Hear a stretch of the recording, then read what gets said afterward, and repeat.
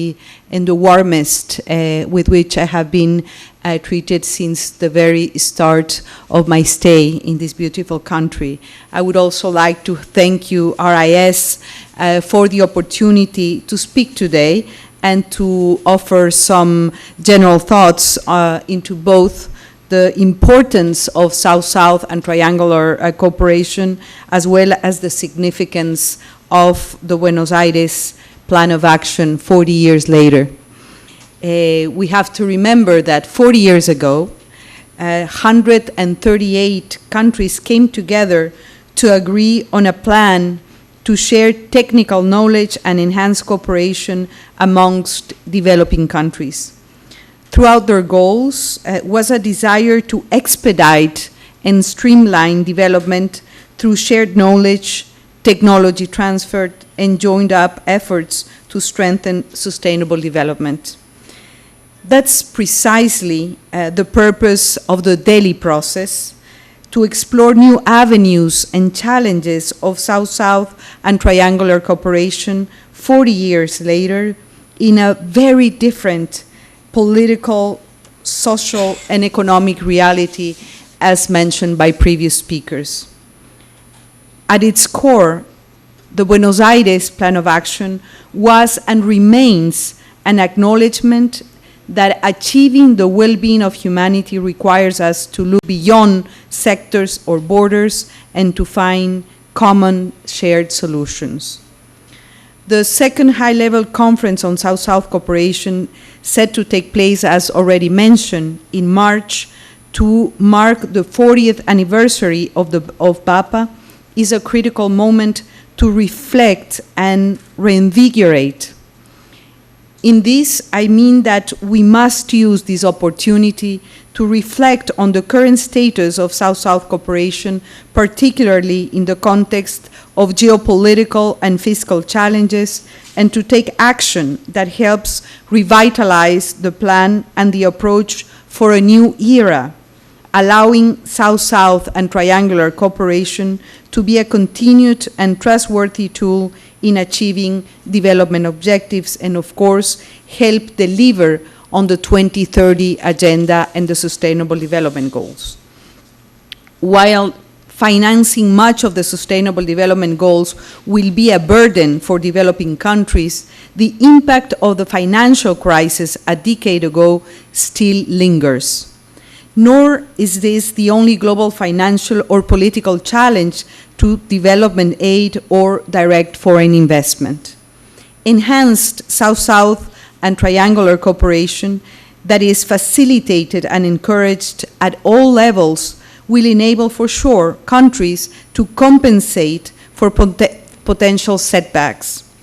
Through mutual support and through strengthened regional trade, investment, and development, South-South cooperation can boost pre-existing efforts that may have slowed down or paved the way for new, otherwise unavailable opportunities. It is only by working together that we will ever eradicate extreme poverty, enhance access to health and education, and create economic opportunities for all, in order to, as mentioned by the ambassador of Argentina, to leave no one behind. South-South cooperation can make important contributions in this regard, helping countries undertake the necessary changes, institutional, structural, technological, or otherwise, then enable advancement. This is not to say that South-South cooperation should in any way replace North-South cooperation or development support. Rather, it is to note that our efforts are complementary in that they are only made more efficient and more effective when all potential angles for cooperation are pursued.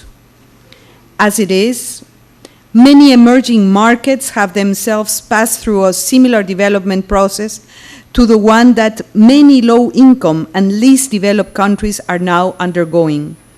They have faced and face the same economic challenges in developing their infrastructure and human resources, in developing and diversifying their productive potential, and in achieving the structural transformation that is needed to ensure resilience against global pitfalls.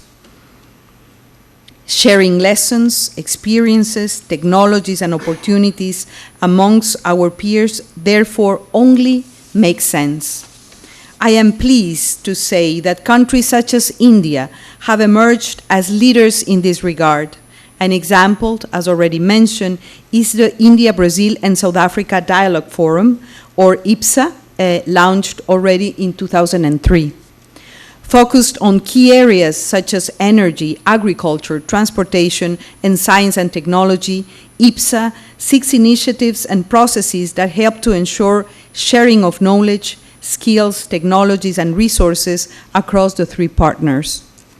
And just 2 weeks ago, India, along with its partners in BRICS, reaffirmed its commitments to sharing technologies, noting through their joint declaration that, and I quote, "It is essential to develop effective policies to bridge the digital divides, including through supporting people to learn and by adopting new technologies," end of quote.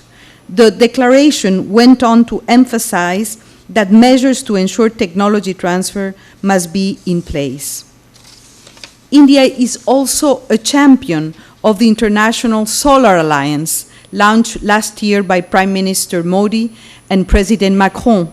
The alliance had brought together dozens of countries to support energy access, create jobs, spur innovation, protect the environment, and enhance the market share of solar power.